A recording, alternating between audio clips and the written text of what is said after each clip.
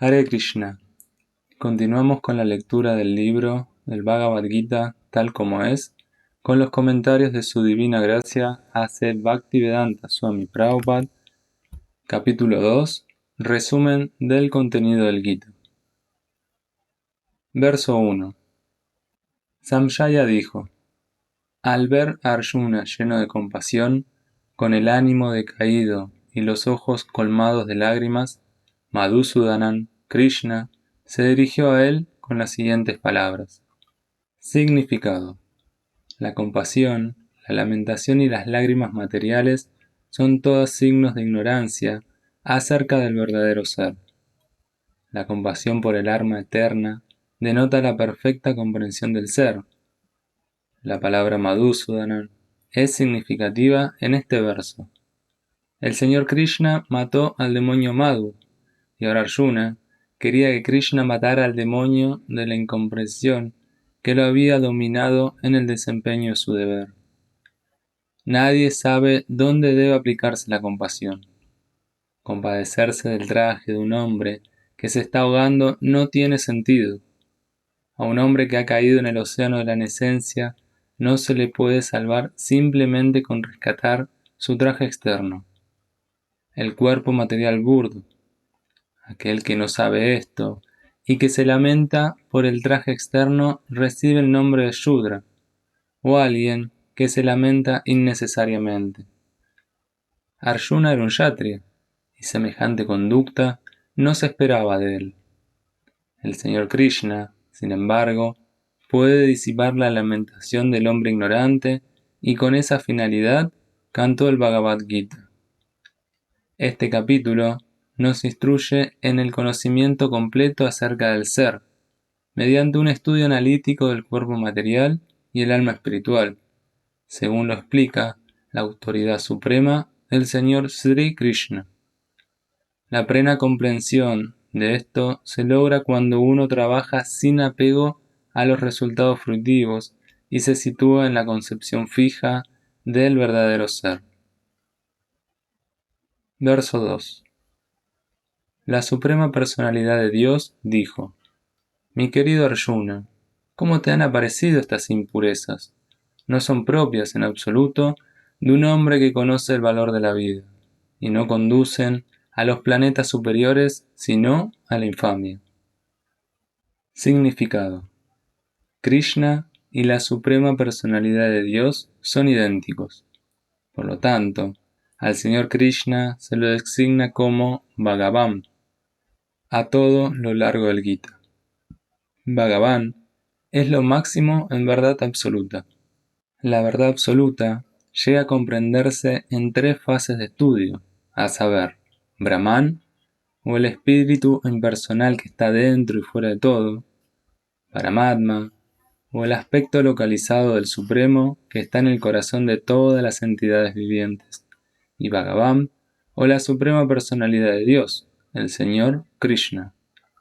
En el Srimad Bhagavatam 1.2.11, esta concepción de la verdad absoluta se explica de la siguiente manera. Vadanti tat tattva vidas tattvam yanam advayan brahmeti paramatmeti bhagavan iti sabdyati. El conocedor de la verdad absoluta llega a comprender esta en tres fases de estudio, y todas ellas son idénticas. Dichas fases de la verdad absoluta se expresan como Brahman, Paramatma y Bhagavan. Estos tres aspectos divinos se pueden explicar mediante el ejemplo del Sol, que también tiene tres diferentes aspectos, es decir, la luz solar, la superficie del Sol y el planeta Sol, propiamente dicho. Aquel que estudia únicamente la luz del Sol es un principiante. Aquel que entiende la superficie del Sol está un poco más adelantado, y aquel que puede entrar en el planeta Sol es el más elevado de todos. Los estudiantes ordinarios que se satisfacen con simplemente entender la luz del Sol, su difusión por todo el universo y la refulgencia deslumbrante de su naturaleza impersonal, se asemejan a aquellos que pueden comprender únicamente el aspecto Brahman de la verdad absoluta. El estudiante que ha avanzado más puede conocer el disco solar, lo cual se asemeja al conocimiento acerca del aspecto Paramatma de la verdad absoluta. Y el estudiante que puede entrar en el corazón del planeta Sol se asemeja a aquellos que comprenden las características personales de la verdad absoluta. En consecuencia, los bhaktas o los trascendentalistas que han llegado a comprender el aspecto Bhagavan de la verdad absoluta son los trascendentalistas más elevados de todos. Si bien todos los estudiantes que están dedicados al estudio de la verdad absoluta se ocupan de lo mismo. La luz del Sol, el disco solar y los asuntos internos del planeta Sol no pueden separarse los unos de los otros, y aun así, los estudiantes de las tres diferentes fases no se hallan en la misma categoría. Para Saramuni, la gran autoridad y el padre de Vyasadeva, explica la palabra sánscrita Bhagavan. La suprema personalidad, que posee en pleno riquezas, fuerza, fama, belleza, conocimiento y renunciación, recibe el nombre de Bhagavan. Hay muchas personas que son muy ricas, muy poderosas, muy hermosas, muy famosas, muy eruditas y muy desapegadas, pero ninguna puede afirmar que posee por completo riquezas en pleno, fuerza en pleno, etc. Solo Krishna puede afirmarlo, porque Él es la suprema personalidad de Dios. Ninguna entidad viviente, ni siquiera Brahma, el señor Shiva o Narayan, pueden poseer opulencias en una plenitud tal como la de Krishna. Por consiguiente, en el Brahma Samhita, el propio señor Brahma concluye que el señor Krishna es la suprema personalidad de Dios. Nadie es igual a Él ni está por encima de Él. Él es el Señor primordial, o Bhagavan, conocido como Govinda, y Él es la causa suprema de todas las causas. Ishvara Parama Krishna Sachit Ananda Vigraha Anadir Adir Govinda Sarva Karana Karanam. Hay muchas personalidades que poseen las cualidades de Bhagavan, pero Krishna es la suprema, porque ninguna otra lo supera a Él. Él es la persona suprema y su cuerpo es eterno y está colmado de conocimiento y bienaventuranza. Él es Govinda, el Señor primordial y la causa de todas las causas. Brahma Samhita 5.1. También en el Bhagavatam hay una lista de muchas encarnaciones de la suprema personalidad de Dios, pero a Krishna se le describe como la personalidad de Dios original, de quien se expanden muchísimas encarnaciones y personalidades de Dios. Ete chansa kala punjam Krishnastu Bhagavan Swayam Indrari Vyakulan Lokam Midrayanti Yuge Yuge. Todas las encarnaciones de la divinidad que se presentan en estas listas son, o bien expansiones plenarias, o bien partes de las expansiones plenarias de la divinidad suprema. Pero Krishna es la suprema personalidad de Dios propiamente dicho. Bhagavatam 1.3.28. Así que, Krishna es la suprema personalidad de Dios original, la verdad absoluta, la fuente tanto de la superalma como del Brahman impersonal. Que Arjuna se lamentara por sus parientes en presencia de la suprema personalidad de Dios es ciertamente impropio, y por lo tanto, Krishna expresó su sorpresa con la palabra Kuta, ¿de dónde? Esas impurezas no se esperaban de una persona perteneciente a la clase de los hombres civilizados, conocidos como arios. La palabra ario se le aplica a personas que conocen el valor de la vida y que tienen una civilización basada en la comprensión espiritual. Las personas a las que las guía la concepción material de la vida no saben que el objetivo de la misma es llegar a comprender a la verdad absoluta, Vishnu o Bhagavan.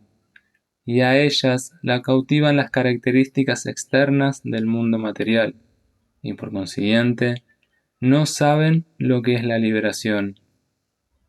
Las personas que carecen de conocimiento acerca de la liberación del cautiverio material reciben el nombre de Anarya, no Arios. Aunque Arjuna era un kshatriya, al negarse a pelear se está apartando de sus deberes prescriptos. Este acto de cobardía se describe como característico de los no arios. Semejante incumplimiento del deber no ayuda en el progreso de la vida espiritual y ni siquiera le brinda a uno la oportunidad de volverse famoso en este mundo.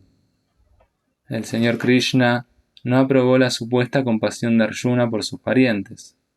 Verso 3. Oh hijo de Prita, no cedas a esta impotencia degradante, no es digna de ti.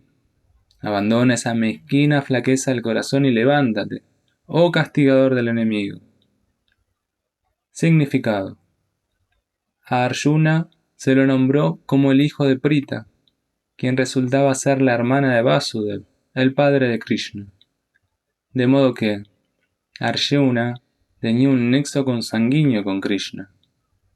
Si el hijo de un kshatriya declina pelear, es kshatriya solo de nombre, y si el hijo de un brahmana actúa de un modo impío, es brahmana solo de nombre. Esa clase de kshatriyas y brahmanas no son hijos dignos de sus padres. Por consiguiente, Krishna no quería que Arjuna se convirtiera en un hijo de kshatriya indigno. Arjuna era el amigo más íntimo de Krishna, y Krishna lo estaba guiando directamente en la cuadriga. Pero si a pesar de todas esas ventajas, Arjuna abandonaba la batalla, cometería un acto infame. En consecuencia, Krishna dijo que una actitud tal en Arjuna no correspondía con su personalidad. Arjuna podía arguir que renunciaría a la batalla fundándose en que tenía que observar una actitud magnánima para con sus parientes y el muy respetable Bhishma. Pero Krishna consideró que esa clase de magnanimidad era tan solo una debilidad del corazón. Esa clase de falsa magnanimidad no la aprobaba ninguna autoridad. Por lo tanto, semejante magnanimidad, o mal llamada no violencia, debe ser abandonada por personas tales como Arjuna, que se encuentran bajo la guía directa de Krishna. Verso 4. Arjuna dijo: Oh destructor de los enemigos, oh destructor de Madhu, ¿cómo voy a contraatacar con flechas en una batalla a hombres tales como Bhishma y Drona, que son dignos de mi veneración? Significado. Superiores respetables, tales como el abuelo Bhishma y el maestro Dronacharya, siempre son dignos de veneración. Aún si atacan, no deben ser contraatacados. Que con los superiores no se pelea, ni siquiera verbalmente, es una norma general de etiqueta. Incluso si a veces tienen un comportamiento áspero, no se les debe tratar con aspereza. Entonces, ¿cómo va Arjuna a contraatacarlos? ¿Acaso Krishna atacaría a su propio abuelo, Ugrasena, o a su maestro, Sandipani Muni? Estos fueron algunos de los argumentos que Arjuna le presentó a Krishna. Verso 5. Sería mejor vivir en este mundo mendigando que vivir a costa de la vida de grandes almas que son mis maestros. Aunque ellos busquen un provecho mundano, son mis superiores. Si ellos son matados, todo lo que disfrutemos estará manchado de sangre. Significado. Según los códigos de las Escrituras, el maestro que incurre en alguna acción abominable y que ha perdido su sentido de discriminación es digno de ser abandonado. Bhishma y Drona se vieron obligados a ponerse del lado de Duryodhana a causa de la asistencia económica de este último, aunque ellos no debieron haber aceptado semejante posición simplemente en base a consideraciones económicas.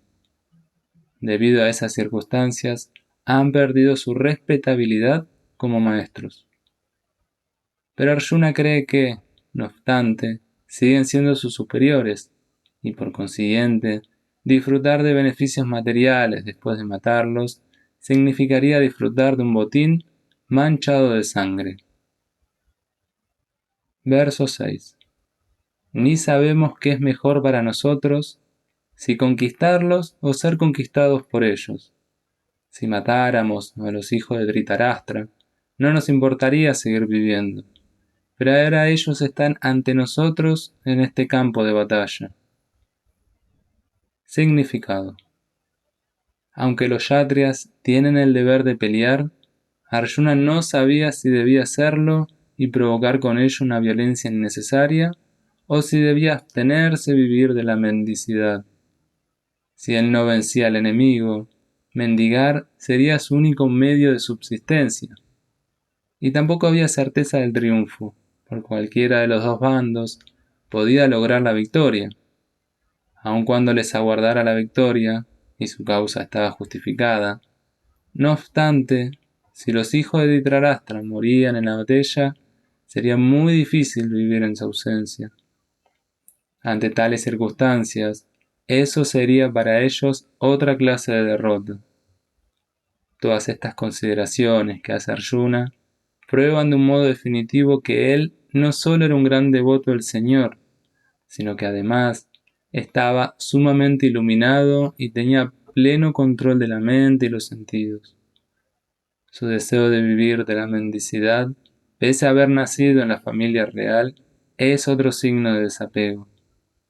Él era verdaderamente virtuoso, tal como lo indican estas cualidades, unidas a su fe en las palabras de instrucción de Sri Krishna, su maestro espiritual.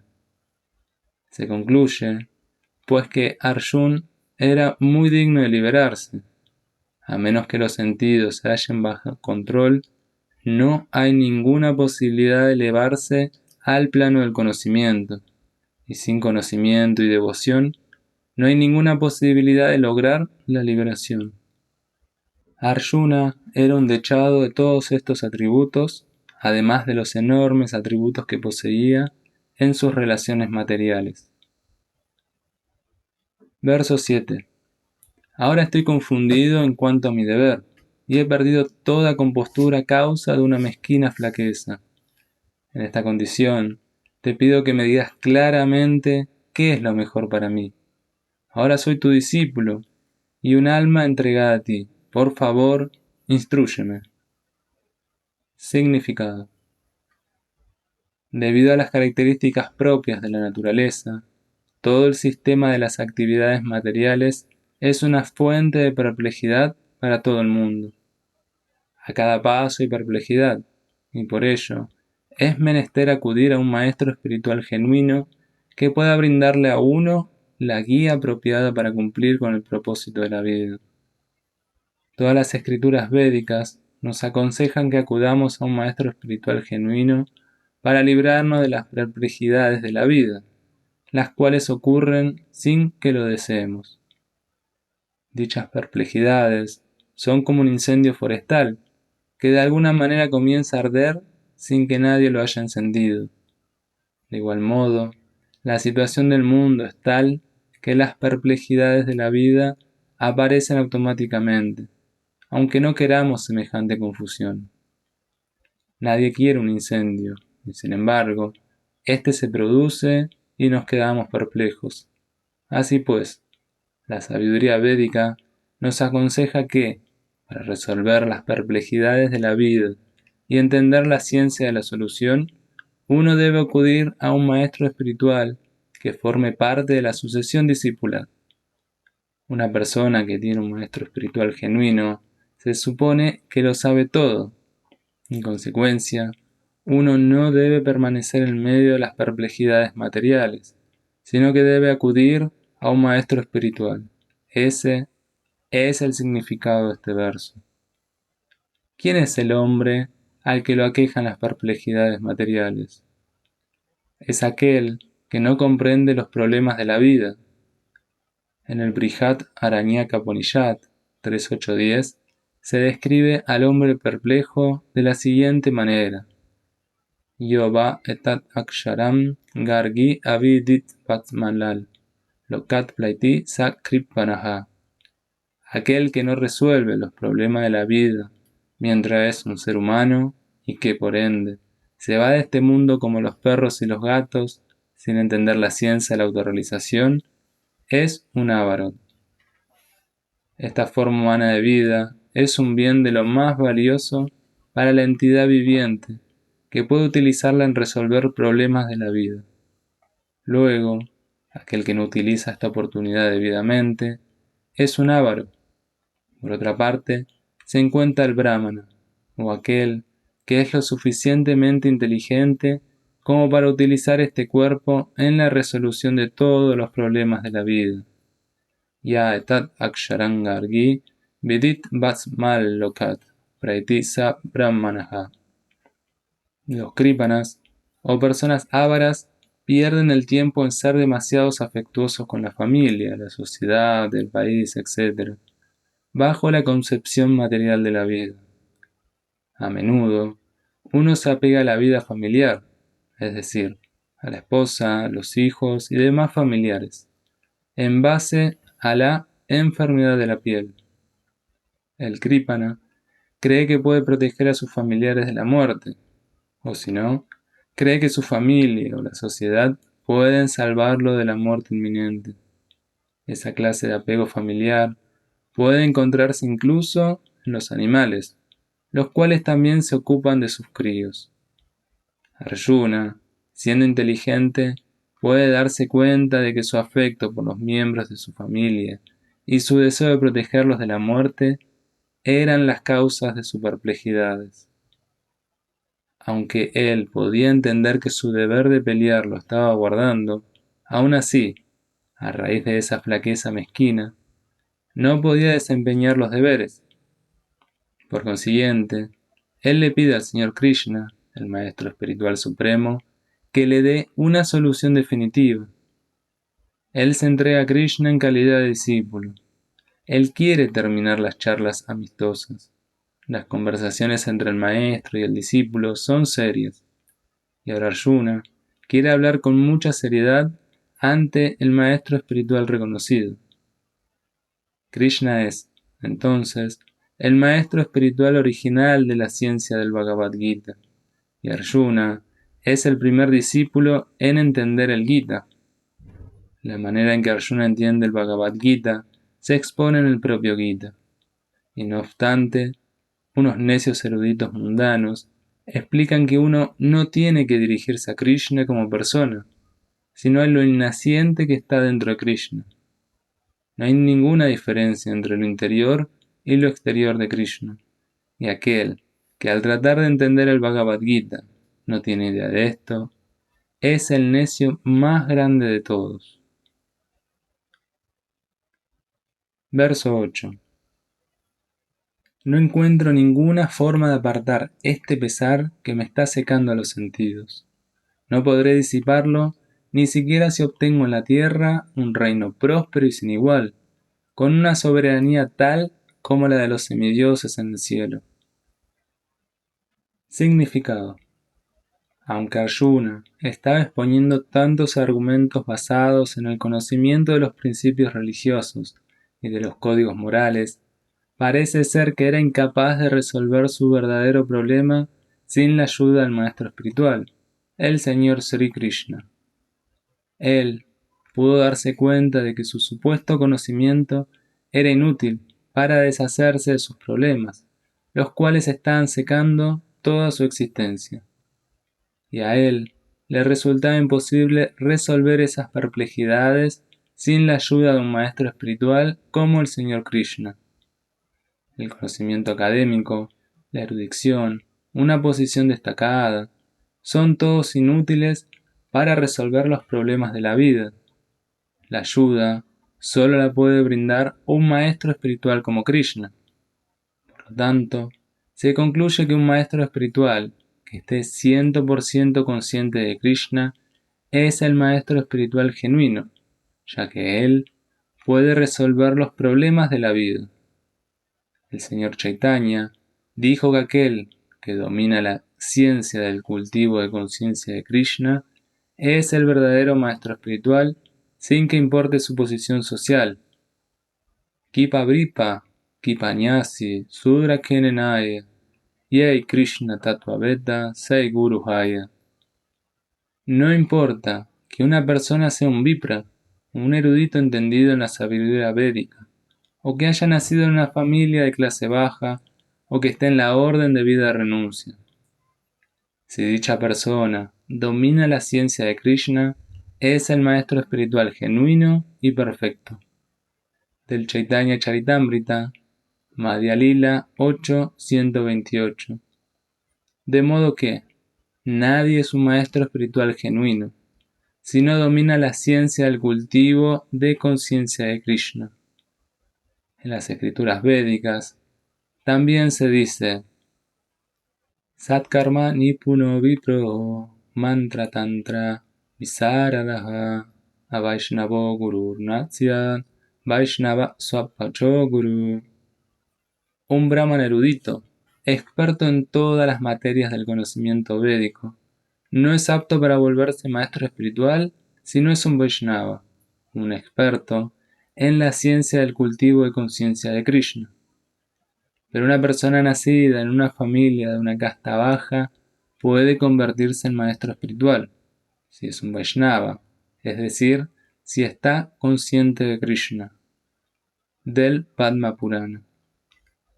Los problemas de la existencia material, el nacimiento, la vejez, las enfermedades y la muerte, no se pueden contrarrestar con la acumulación de riquezas y el desarrollo económico.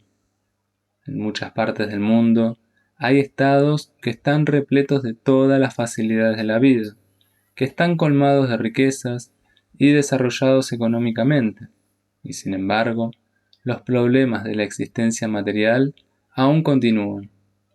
Dichos estados se encuentran buscando la paz de diferentes maneras, pero ellos podrán conseguir la verdadera felicidad únicamente si consultan a Krishna, o el Bhagavad Gita y el Srimad Bhagavatam, que constituyen la ciencia de Krishna, a través del representante genuino de Krishna, el hombre consciente de Krishna.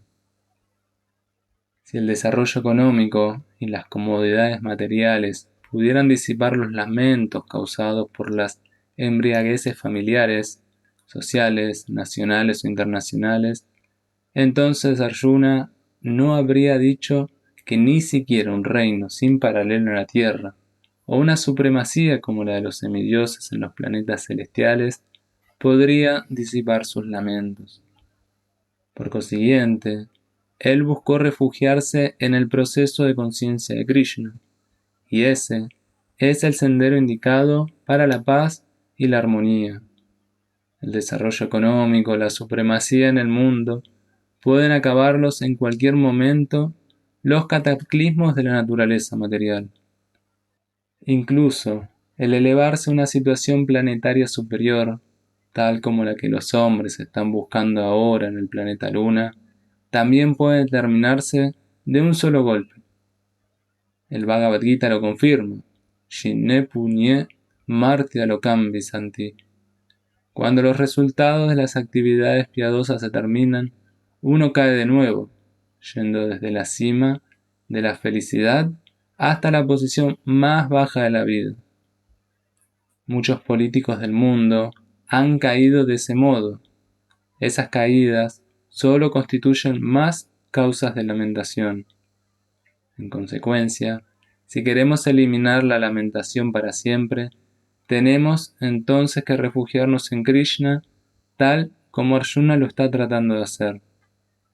Así que Arjuna le pidió a Krishna que resolviera su problema definitivamente, y esa es la senda de conciencia de Krishna. Verso 9.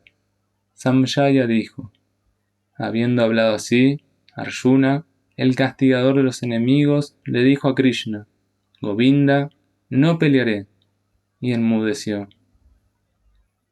Significado: Dhritarashtra debió haberse sentido muy contento al enterarse de que Arjuna no iba a pelear, y que por el contrario iba a abandonar el campo de batalla para dedicarse a la mendicidad.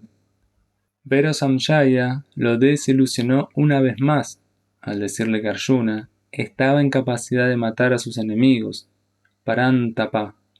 Aunque Arjuna se hallaba dominado momentáneamente por una falsa aflicción causada por el afecto familiar, no obstante se entregó a Krishna, el Maestro Espiritual Supremo, en calidad de discípulo. Esto indica que pronto se liberaría de la falsa lamentación provocada por el afecto familiar y sería iluminado con el conocimiento perfecto de la autorrealización o el estado de conciencia de Krishna. Entonces, con toda certeza pelearía. Así pues, el júbilo de Dhritarashtra se veía frustrado, pues Krishna iluminaría a Arjuna y éste pelearía hasta el final. Verso 10. Oh descendiente de Bharat. En ese momento, Krishna, sonriendo en medio de ambos ejércitos, se dirigió al acongojado Arjuna con las siguientes palabras. Significado. La conversación se estaba llevando a cabo entre dos amigos íntimos, es decir, el Rishikesh y el Gudakesh. Como amigos, ambos se hallaban en el mismo nivel, pero voluntariamente uno de ellos se volvió alumno del otro. Krishna estaba sonriendo porque un amigo había decidido volverse discípulo. Siendo el Señor de todos, Él siempre está en la posición superior como amo de todos, y sin embargo, accede a ser amigo, hijo o amante de un devoto que quiere que Él haga uno de esos papeles. Pero cuando se lo aceptó como maestro, de inmediato asumió el papel, y le habló al discípulo como maestro, es decir, con gravedad, tal como se requiere. Parece ser que la conversación entre el maestro y el discípulo se llevó a cabo públicamente, en presencia de ambos ejércitos, para que todos se beneficiaran. Así que los diálogos del Bhagavad Gita no son para ninguna persona, sociedad o comunidad en particular, sino para todos. Tanto amigos como enemigos tienen el mismo derecho de oírlos. Verso 11. La Suprema Personalidad de Dios dijo: mientras hablas con palabras cultas, te lamentas por lo que no es digno de lamentarse. Aquellos que son sabios no se lamentan ni por los vivos ni por los muertos. Significado. El Señor tomó de inmediato la posición de maestro y reprendió al alumno, llamándolo tonto indirectamente. El Señor le dijo: estás hablando como un erudito, pero no sabes que aquel que es erudito, aquel que sabe lo que es el cuerpo y lo que es el alma, no se lamenta por ninguna etapa del cuerpo mientras esté vivo ni cuando está muerto. Como se explica en capítulos posteriores, quedará claro que conocimiento significa conocer la materia, el espíritu y al controlador de ambos. Arjuna arguía que se le debía dar más importancia a los principios religiosos que a la política o a la sociología.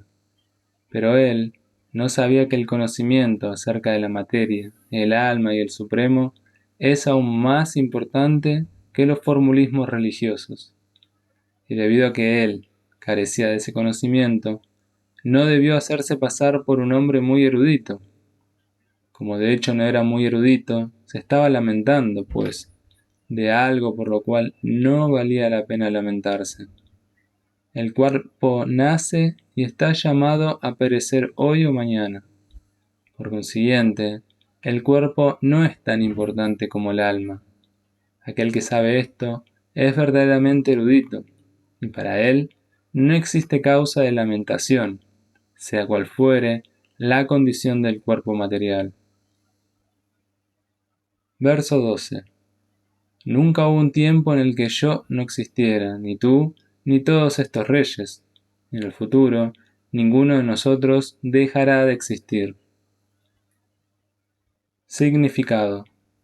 En los Vedas, tanto en el Katha Upanishad como en el Shvetasvatar Upanishad se dice que la suprema personalidad de Dios es el sustentador de innumerables entidades vivientes, en términos de sus diferentes situaciones y conforme al trabajo individual y a la reacción del trabajo. Esa suprema personalidad de Dios, mediante sus porciones plenarias, también se halla viva en el corazón de toda entidad viviente. Solo las personas santas, que pueden ver al mismo Señor Supremo dentro y fuera, pueden de hecho alcanzar la paz eterna y perfecta. Nityo nityanam chetanas chetananam eko bajunan yo vidadati kamam tat asmatan ye nupasyanti dirás tesam shanti sasvati netaresam. Katopanishad 2.2.13. La misma verdad védica que se le dio a Arjuna se le da a todas las personas del mundo que se hacen pasar por muy eruditas, pero que, en realidad, no tienen más que un escaso acopio de conocimiento. El Señor dice claramente que Él mismo, Arjuna y todos los reyes que están reunidos en el campo de batalla son seres individuales eternamente, y que Él es eternamente el sustentador de las entidades vivientes individuales, tanto en su situación condicionada como en su situación liberada. La suprema personalidad de Dios es la persona individual suprema, y Arjuna, el eterno asociado del Señor, y todos los reyes allí reunidos son personas eternas e individuales. No ha de creerse que ellos no existieron como individuos en el pasado, o que ellos no seguirán siendo personas eternas. Su individualidad existió en el pasado y su individualidad continuará en el futuro, ininterrumpidamente. En consecuencia, no hay nada por lo que nadie deba lamentarse. El Señor Krishna, la autoridad suprema, no respalda aquí la teoría mayavadi de que el alma individual, que ha estado separada por la cobertura de Maya, o la ilusión, después de liberarse se fundirá en el Brahman impersonal, y que perderá su existencia individual. Ni tampoco se apoya aquí la teoría de que únicamente pensamos en individualidades en el estado condicionado. Aquí, Krishna dice claramente que en el futuro la individualidad del Señor y de los demás continuará también de un modo perenne, tal como se confirma en los Upanishad. Esta declaración de Krishna es autoritativa, porque Krishna no puede estar sujeto a la ilusión. Si la individualidad no es una realidad, entonces Krishna no habría hecho tanto énfasis en ella, ni siquiera para el futuro. Puede que el Mayavadi arguya que la individualidad de la que habló Krishna no es espiritual, sino material. Incluso si se acepta el argumento de que la individualidad es material, entonces, ¿cómo puede uno distinguir la individualidad de Krishna? Krishna afirma la existencia de su individualidad en el pasado y también confirma su individualidad en el futuro. Él ha confirmado su individualidad de muchas maneras y se ha declarado que el Brahman impersonal está subordinado a él. Krishna ha sostenido en todo momento el concepto de la individualidad espiritual, pero si lo tomamos por un alma condicionada ordinaria, con conciencia individual, su Bhagavad Gita no tiene entonces ningún valor como escritura autoritativa. Un hombre común y corriente, que adolece de los 4 defectos característicos de la debilidad humana, es incapaz de enseñar aquello que vale la pena oír. El Gita está por encima de esa clase de literatura. Ningún libro mundano se puede comparar con el Bhagavad Gita. Cuando uno toma a Krishna por un hombre ordinario, el Gita pierde toda su importancia. El Madhyavadi arguye que la pluralidad que se menciona en este verso es convencional y que se refiere al cuerpo. Pero esa concepción corporal ya se condenó con anterioridad a este verso.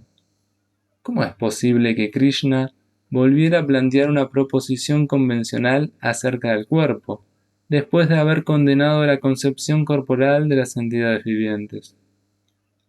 Por lo tanto, el concepto de la individualidad se sostiene sobre bases espirituales, y de ese modo la confirman grandes acharyas tales como Sri Ramanuja y otros. En muchas partes del Gita se expresa claramente que esta individualidad espiritual la entienden los devotos del Señor, aquellos que envidian a Krishna como suprema personalidad de Dios no tienen acceso genuino a esta gran obra literaria. El enfoque que del Gita hace el no devoto es algo así como el caso de unas abejas que tratan de lamer una botella de miel. Uno no puede saborear la miel a menos que abra la botella. De igual manera, el misticismo del Bhagavad Gita lo pueden entender únicamente los devotos, y nadie más puede saborearlo, tal como se confirma en el capítulo 4 del libro. Y tampoco pueden tocar el Gita las personas que envidian la existencia misma del Señor. Por consiguiente, la explicación Mayavadi del Gita es una presentación de lo más desorientadora acerca de toda la verdad. El Señor Chaitanya nos ha prohibido leer comentarios elaborados por los Mayavadis, y nos advierte que aquel que acepta esa interpretación que la filosofía Mayavadi presenta, pierde toda la capacidad de entender el verdadero misterio del Gita. Si la individualidad se refiere al universo empírico, entonces no habría ninguna necesidad de que el Señor nos instruyera. La pluralidad del alma individual y del Señor es un hecho eterno, y como se dijo antes, los Vedas lo confirman. Verso 13. Así como en este cuerpo, el alma encarnada pasa continuamente de la niñez a la juventud y luego a la vejez, de la misma manera, el alma pasa a otro cuerpo en el momento de la muerte. A la persona sensata no la confunde ese cambio. Significado. Como cada entidad viviente es un alma individual, el cuerpo de cada una de ellas está cambiando a cada momento, manifestándose a veces como un niño, a veces como un joven y a veces como un anciano. Sin embargo, se trata de una misma alma espiritual y ella no sufre ningún cambio. Esa alma individual finalmente cambia de cuerpo al morir y transmigra a otro cuerpo. Y como es seguro que tendrá otro cuerpo en el siguiente nacimiento, o bien material o bien espiritual, no había ninguna razón para que Arjuna se lamentara de la muerte, ya fuera de Bhishma o de Drona, por quienes estaba tan preocupado. Por el contrario, más bien debía regocijarse de que ellos cambiaran sus cuerpos viejos por unos nuevos, renovando así su energía. Esos cambios de cuerpo explican las variedades de disfrute o sufrimiento que se tienen, conforme a la actuación de uno en la vida. En consecuencia, Bhishma y Drona, siendo almas nobles, tendrían con toda certeza cuerpos espirituales en la siguiente vida, o al menos una vida en cuerpos celestiales para un disfrute superior de la existencia material. De modo que, en cualquiera de los casos, no había por qué lamentarse. A cualquier hombre que tenga conocimiento perfecto acerca de la constitución del alma individual, la superalma y la naturaleza, tanto material como espiritual, se lo conoce como Dhira, o un hombre sumamente sensato. A un hombre de esa clase nunca lo confunde el cambio de cuerpos. La teoría Mayavadi de la existencia de una sola alma espiritual no se puede respaldar, debido a que el alma espiritual no se la puede cortar en pedazos para obtener una porción fragmentaria. Ese fraccionamiento en diferentes almas individuales convertiría el Supremo en algo seccionable o mutable, lo cual contrariaría el principio de que el alma suprema es inmutable.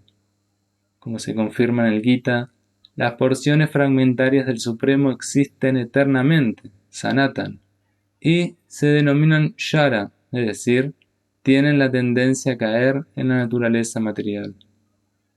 Estas porciones fragmentarias lo son eternamente, y el alma individual permanece igual incluso después de la liberación, o en otras palabras, sigue siendo fragmentaria. Pero una vez que se libera, lleva una vida eterna de bienaventuranza y conocimiento con la personalidad de Dios. La teoría de la reflexión se le puede aplicar a la superalma, la cual se encuentra en todos y cada uno de los cuerpos individuales, y a la cual se la conoce como Paramatma. Este es diferente de la entidad viviente individual. Cuando el cielo se refleja en el agua, las imágenes reflejadas representan al sol, así como también a la luna y las estrellas. Las estrellas son como las entidades vivientes, y el sol y la luna son como el Señor Supremo. El alma espiritual, individual y fragmentaria, está representada por Arjuna, y el alma suprema es la personalidad de Dios, Sri Krishna. Ellas no están en el mismo nivel, tal como se hará patente al comienzo del capítulo 4. Si Arjuna está en el mismo nivel que Krishna, y Krishna no es superior a Arjuna, entonces su relación de instructor e instruido carece de sentido. Si ambos están engañados por la energía ilusoria, Maya, entonces no es necesario que uno sea el instructor y el otro el instruido. Semejante instrucción sería inútil, porque nadie puede ser un instructor autoritativo si se halla en las garras de Maya. Ante estas circunstancias, se admite que el Señor Krishna es el Señor Supremo, superior en posición a la entidad viviente, Arjuna, quien es un alma olvidada y engañada por Maya. Verso 14. Oh hijo de Kunti, la aparición temporal de la felicidad y la aflicción, y su desaparición a su debido tiempo, es como la aparición y desaparición de las estaciones del invierno y el verano. Todo ello tiene su origen en la percepción de los sentidos, oh vástago de Bharat, y uno debe aprender a tolerarlo sin perturbarse. Significado. En el desempeño correcto del deber, uno tiene que aprender a tolerar las apariciones y desapariciones temporales de la felicidad y la aflicción. Según las disposiciones védicas, uno tiene que darse un baño temprano por la mañana, incluso durante el mes de Maga, enero y febrero. En esa época hace mucho frío, pero a pesar de ello, el hombre que acata los principios religiosos no vacila en bañarse. De modo similar, la mujer no deja de trabajar en la cocina durante los meses de mayo y junio, la parte más calurosa del verano. Uno tiene que cumplir con su deber, pese a los inconvenientes causados por el clima. Asimismo, pelear constituye el principio religioso de los yatrias, y aunque uno tenga que pelear con algún amigo o pariente, no debe apartarse de su deber prescripto. Uno tiene que seguir las reglas y regulaciones prescriptas por los principios religiosos, a fin de ascender hasta el plano del conocimiento, ya que únicamente mediante el conocimiento y la devoción puede uno liberarse de las garras de Maya, la ilusión. Los dos nombres que aquí se le dan a Arjuna también son significativos. El nombre Kaunteya denota sus grandes parientes consanguíneos por el lado materno, y el nombre de Bharat denota su grandeza por el lado paterno. Se supone que él tiene un gran linaje, tanto paterno como materno. Un gran linaje lleva implícita la responsabilidad de cumplir bien con los deberes. Por consiguiente, él no puede eludir la pelea. Verso 15. Oh tú, el mejor entre los hombres, Arjuna, la persona que no se perturba ante la felicidad y la aflicción, y que permanece estable en medio de ambas, es sin duda merecedora de la liberación. Significado. Todo aquel que se mantenga firme en su determinación de alcanzar la etapa avanzada de la iluminación espiritual y que además pueda tolerar los embates de la aflicción y la felicidad, es indudablemente una persona merecedora de la liberación. En la institución Varnashram La cuarta etapa de la vida, es decir, la orden de renuncia, sannyas, constituye una situación difícil, pero aquel que realmente quiere perfeccionar su vida, adopta sin duda la orden de vida de sannyas, pese a todas las dificultades que se le presenten. Las dificultades surgen, por lo general, del hecho de tener que romper las relaciones familiares, de tener que abandonar la relación con la esposa y los hijos. Pero, si alguien es capaz de tolerar esas dificultades, es seguro que su senda hacia la iluminación espiritual se halla completa. De igual modo, a Arjuna se le aconseja perseverar en el desempeño de los deberes de un kshatriya, incluso si le es difícil pelear con sus familiares u otras personas tan queridas como ellos. El señor Chaitanya adoptó sannyas a la edad de 24 años, y las personas que dependían de él, su joven esposa y su anciana madre, no tenían a nadie más que velara por ellas. Sin embargo, él adoptó sannyas por una causa superior y se mantuvo firme en el desempeño de los deberes superiores. Esa es la manera de lograr liberarse del cautiverio material. Verso 16. Los videntes de la verdad han concluido que, de lo no existente, el cuerpo material, no hay permanencia, y de lo eterno, el alma, no hay cambio. Esto lo han concluido del estudio de la naturaleza de ambos. Significado: el cuerpo cambiante no perdura. La ciencia médica moderna admite que el cuerpo está cambiando a cada instante por las acciones y reacciones de las diferentes células, y que, en virtud de ello, el cuerpo crece y envejece. Pero el alma espiritual existe permanentemente, manteniéndose igual pese a todos los cambios del cuerpo y la mente. Esa es la diferencia entre la materia y el espíritu. Por naturaleza, el cuerpo siempre está cambiando y el alma es eterna. Esta conclusión la establecen todas las clases de videntes de la verdad, tanto personalistas como impersonalistas. En el Vishnu Purana 2.12.38 se declara que Vishnu y sus moradas tienen todas una existencia espiritual autoiluminada. La palabra existente y no existente se refieren únicamente al espíritu y la materia. Eso lo dicen todos los videntes de la verdad. Este es el comienzo de la instrucción que el Señor les da a las entidades vivientes que están confundidas por la influencia de la ignorancia. La remoción de la ignorancia entraña el restablecimiento de la relación eterna que hay entre el adorador y el adorado, y la consiguiente comprensión de la diferencia que hay entre las entidades vivientes, las partes integrales, y la suprema personalidad de Dios. Uno puede entender la naturaleza del Supremo por medio del estudio cabal de uno mismo, sabiendo que la diferencia que hay entre uno y el Ser Supremo es como la que hay entre la parte y el todo. En los Vedanta Sutras, así como en el Srimad Bhagavatam, al Supremo se le ha aceptado como el origen de todas las emanaciones. Dichas emanaciones se llegan a conocer mediante secuencias naturales inferiores y superiores. Las entidades vivientes pertenecen a la naturaleza superior, tal como se pondrá de manifiesto en el capítulo 7.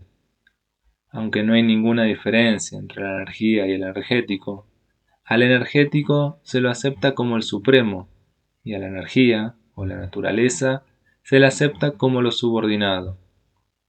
De modo que las entidades vivientes siempre están subordinadas al Señor Supremo, como ocurre en el caso del amo y el sirviente, o el instructor y el instruido. Un conocimiento así de claro es imposible entenderlo bajo el embrujo de la ignorancia, y para alejar esa ignorancia, el Señor enseña el Bhagavad Gita, a fin de iluminar a todas las entidades vivientes de todas las épocas. Verso 17. Sabed que aquello que se difunde por todo el cuerpo es indestructible. Nadie puede destruir a esa alma imperecedera. Significado. Este verso explica más claramente la verdadera naturaleza del alma, la cual se halla difundida por todo el cuerpo. Cualquiera puede entender qué es lo que está difundido por todo el cuerpo, la conciencia. Todo el mundo está consciente de los dolores y los placeres del cuerpo en parte o en su totalidad. Esta difusión de la conciencia está limitada al cuerpo de uno. Los dolores y placeres de un cuerpo le son desconocidos a otro. Por consiguiente, cada cuerpo es la cobertura de un alma individual, y el signo de la presencia del alma se percibe en la forma de la conciencia individual. A esa alma se la describe de un tamaño igual a la 10.000ª parte de la punta de un cabello. El Suettasvatara Upanishad 5.9 lo confirma. Balagra Sata Bhagasya Satada Kalpitasya Cha Mago Shiva Sa Vigneya Sa Chanantyaya Kalpate. Cuando la punta de un cabello se divide en 100 partes y cada una de dichas partes se divide luego en otras 100 partes, cada una de estas constituye la medida del alma espiritual. De igual manera, en el Bhagavatam se declara lo mismo. Kasagra Satam Bhagasya Satan Sa Sadrisha Tanmaka Shiva Shux Swarupo Yan Sakyatieto Hichitkana. Existen infinidad de partículas de átomos espirituales, cuyo tamaño es el de una 10.000ª parte de la punta de un cabello. Por consiguiente, la partícula individual del alma espiritual es un átomo espiritual más pequeño que los átomos materiales, y dichos átomos son innumerables. Esta diminuta chispa espiritual constituye el principio básico del cuerpo material, y la influencia de semejante chispa espiritual se difunde por todo el cuerpo, tal como la influencia del principio activo de alguna medicina se difunde también a todo lo largo del cuerpo. Esta corriente del alma espiritual se siente por todo el cuerpo en forma de la conciencia, y esa es la prueba de la presencia del alma. Cualquier profano puede entender que, sin conciencia, el cuerpo material es un cuerpo muerto, y esa conciencia no puede ser revivida en el cuerpo por ningún medio material que a éste se le administre. Luego, la conciencia no se debe a ninguna cantidad de combinaciones materiales, sino al alma espiritual. En el Mundaka Upanishad 3.1.9 se explica adicionalmente la medida del alma espiritual atómica. El alma es de un tamaño atómico y se la puede percibir por medio de la inteligencia perfecta. Esa alma atómica flota en los 5 clases de aires: prana, apana, vyana, samana y udana. Se halla dentro del corazón y se extiende su influencia por todo el cuerpo de las entidades vivientes encarnadas.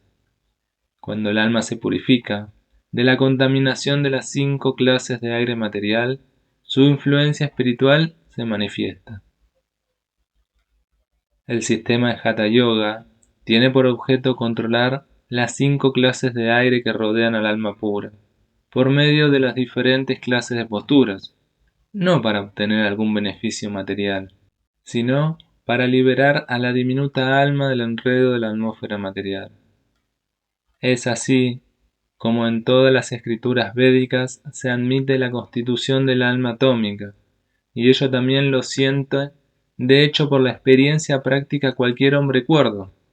Solo un demente podría creer que esta alma atómica es Vishnu Tattva omnipresente. La influencia del alma atómica se puede extender a todo lo largo de un cuerpo en particular. Según el Mundaka Upanishad, esta alma atómica está situada en el corazón de cada entidad viviente, y como la medida del alma atómica está más allá de la capacidad de apreciación de los científicos materiales, algunos de ellos afirman neciamente que el alma no existe. El alma atómica individual se encuentra sin duda allí en el corazón, junto con la superalma, y por ello todas las energías del movimiento corporal emanan de esta parte del cuerpo. Los glóbulos rojos, que transportan el oxígeno de los pulmones, reciben su energía del alma. Cuando el alma abandona esa posición, cesa la actividad de la sangre de generar fusión. La ciencia médica acepta la importancia de los glóbulos rojos, pero no puede determinar que el alma es la fuente de la energía. La ciencia médica, sin embargo, admite que el corazón es el centro de todas las energías del cuerpo. Esas partículas atómicas del todo espiritual son como las moléculas de la luz del sol. En la luz del sol hay innumerables moléculas radiantes. Asimismo, las partes fragmentarias del Señor Supremo son chispas atómicas de los rayos del Señor Supremo, que reciben el nombre de Prabha o energía superior. Entonces, ya sea que se siga el conocimiento védico o la ciencia moderna, uno no puede negar la existencia del alma espiritual en el cuerpo, y la ciencia del alma la describe en el Bhagavad Gita, de modo explícito, la propia personalidad de Dios. Verso 18. El cuerpo material de la entidad viviente eterna, indestructible e inconmensurable, tiene un final con toda certeza. Por lo tanto, pelea, oh descendiente de Bharat. Significado. El cuerpo material es perecedero por naturaleza.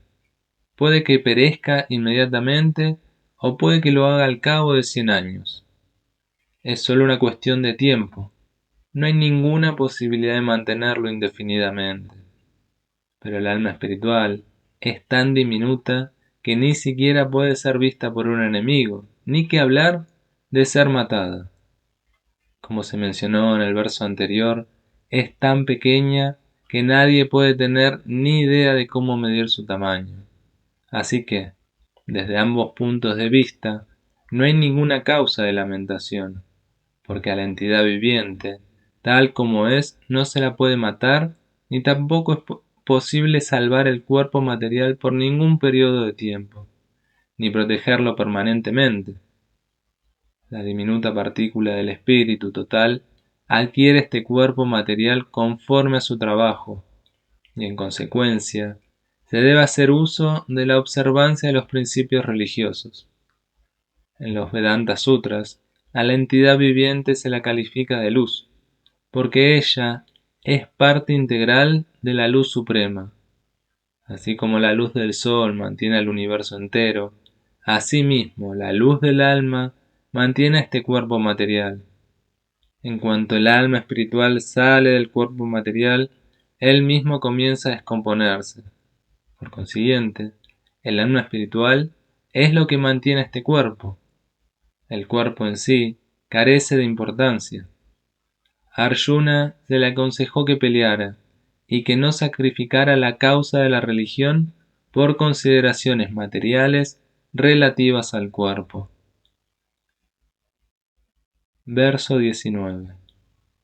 Tanto el que cree que la entidad viviente es la que mata, como el que cree que ésta es matada, carecen de conocimiento, pues el ser ni mata ni es matado. Significado. Cuando a una entidad viviente encarnada la hieren armas mortales, ha de saberse que la entidad viviente que está dentro del cuerpo no es matada. El alma espiritual es tan pequeña que es imposible matarla con ningún arma material, tal como se hará obvio con los versos subsiguientes. Y la entidad viviente tampoco es susceptible de ser matada, debido a su constitución espiritual. Lo que se mata, o que se supone que se mata, es únicamente el cuerpo. Esto, sin embargo, no alienta en absoluto a matar el cuerpo. El mandamiento védico dice: Mat hinsyat sarva bhutani, nunca agredas a ningún cuerpo. Y la comprensión de que a la entidad viviente no se la mata, tampoco fomenta la matanza de animales. Matar el cuerpo de cualquiera, sin la autoridad para hacerlo, es abominable. Y es un hecho punible tanto en la ley del Estado como en la ley del Señor. Arjuna, no obstante, se le está haciendo matar por el principio religioso y no caprichosamente. Verso 20. Para el alma no existe el nacimiento ni la muerte en ningún momento. Ella no ha llegado a ser, no llega a ser y no llegará a ser. El alma es innaciente, eterna, permanente y primordial. No se la mata cuando se mata el cuerpo. Significado.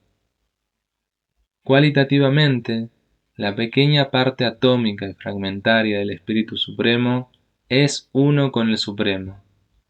A diferencia del cuerpo, ella no sufre ningún cambio. A veces, al alma se la llama lo fijo, oculta está. El cuerpo está sujeto a 6 clases de transformaciones. Nace del vientre del cuerpo de la madre, permanece por algún tiempo, crece, produce algunos efectos, gradualmente se deteriora y finalmente desaparece en el olvido. El alma, sin embargo, no pasa por esos cambios. El alma no nace, pero como toma un cuerpo material, el cuerpo nace. El alma no nace allí, y el alma no muere. Todo lo que nace también tiene que morir, y como el alma no nace, por ende no tiene pasado, presente ni futuro. El alma es eterna, perenne y primordial, es decir, en la historia no figura ningún indicio de cuándo comenzó a existir. Por la impresión que el cuerpo nos produce, buscamos la historia del nacimiento del alma y otras cosas similares acerca de ella. El alma no envejece en ningún momento, como ocurre con el cuerpo. El supuesto anciano, por consiguiente, se siente con el mismo espíritu que tenía en su infancia o en su juventud. Los cambios del cuerpo no afectan al alma. El alma no se deteriora como un árbol, ni como nada material. El alma tampoco tiene subproductos. Los subproductos del cuerpo, es decir, los hijos, son también almas individuales diferentes, y a causa del cuerpo, aparecen como hijos de un hombre en particular. El cuerpo se desarrolla por la presencia del alma, pero el alma ni tiene vástagos ni cambia. En consecuencia, el alma está libre de los 6 cambios del cuerpo. En el Katha Upanishad 1.2.18 encontramos también un pasaje similar que dice: Na shayate miryate va pachin, nayan kustachin na babuva kachit, ajo nitya sasvato yam purano, na hanyate hanyamane sarire.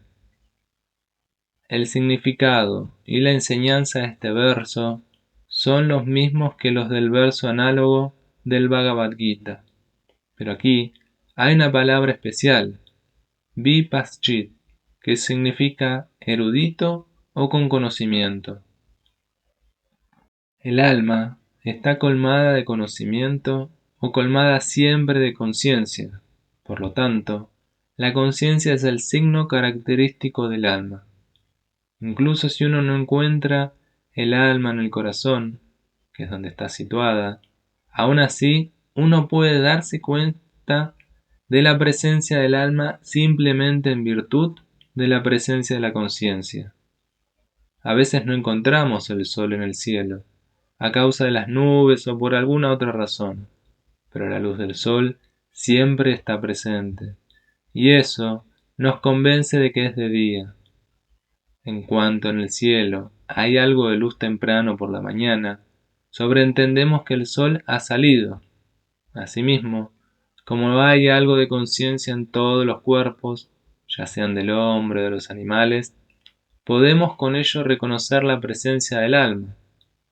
Esta conciencia del alma es, sin embargo, diferente de la conciencia del Supremo, porque la conciencia suprema es omnisciente, conoce el pasado, presente y futuro.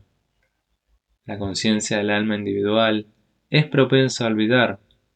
Cuando olvida su verdadera naturaleza, obtiene educación e iluminación de las lecciones superiores que imparte Krishna. Pero Krishna no es como el alma que olvida. Si así fuera, las enseñanzas de Krishna del Bhagavad Gita serían inútiles. Hay dos clases de almas a saber: la diminuta alma partícula, Anu Atma, y la superalma, Vibhu Atma. Esto también se confirma en el Katha Upanishad 1.2.20 de la siguiente manera: Anor Aniyam Mahato Mahiyam Atmasya Hantor Nihito Guhayam Tan Akrotu Pasyati Vitta Soko Datu Prasadam Mahimanan Atmanaha.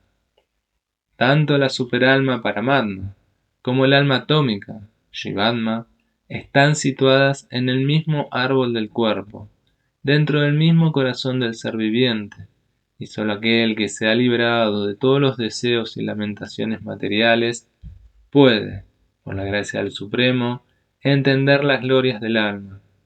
Krishna también es la fuente de la superalma, tal como se revelará en los siguientes capítulos. Y Arjuna es el alma atómica, olvidadiza de su verdadera naturaleza. Por consiguiente, necesita que lo ilumine Krishna o su representante genuino, el maestro espiritual. Verso 21.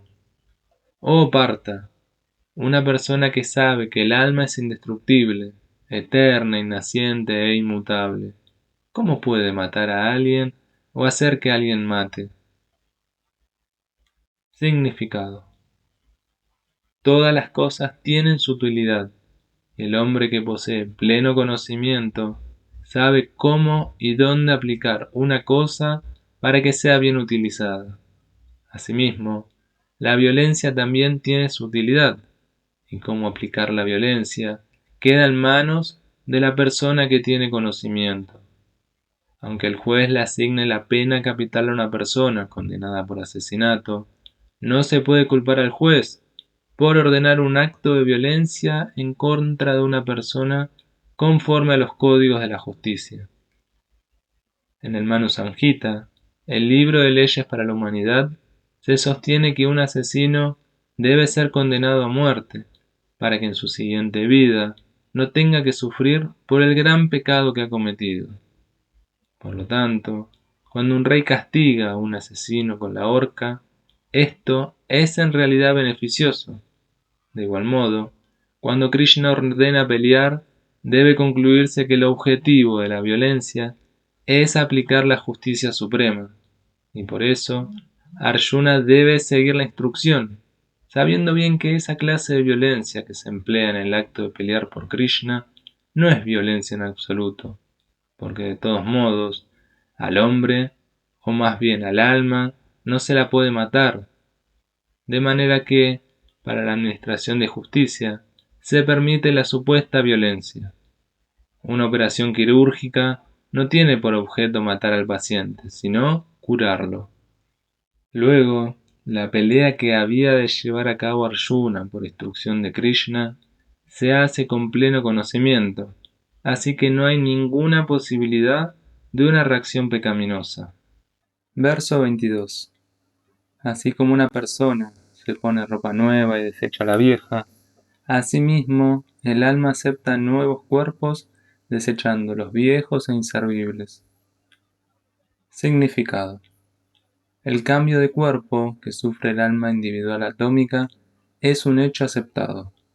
Hasta los científicos modernos, que no creen en la existencia del alma, pero al mismo tiempo no pueden explicar cuál es la fuente de la energía del corazón, tienen que aceptar los cambios continuos del cuerpo, que van ocurriendo de la infancia a la juventud y de la juventud a la vejez. De la vejez, el cambio pasa a otro cuerpo. Esto ya se ha explicado en un verso anterior, 2.13. El traslado del alma individual atómica a otro cuerpo se vuelve posible por la gracia de la superalma.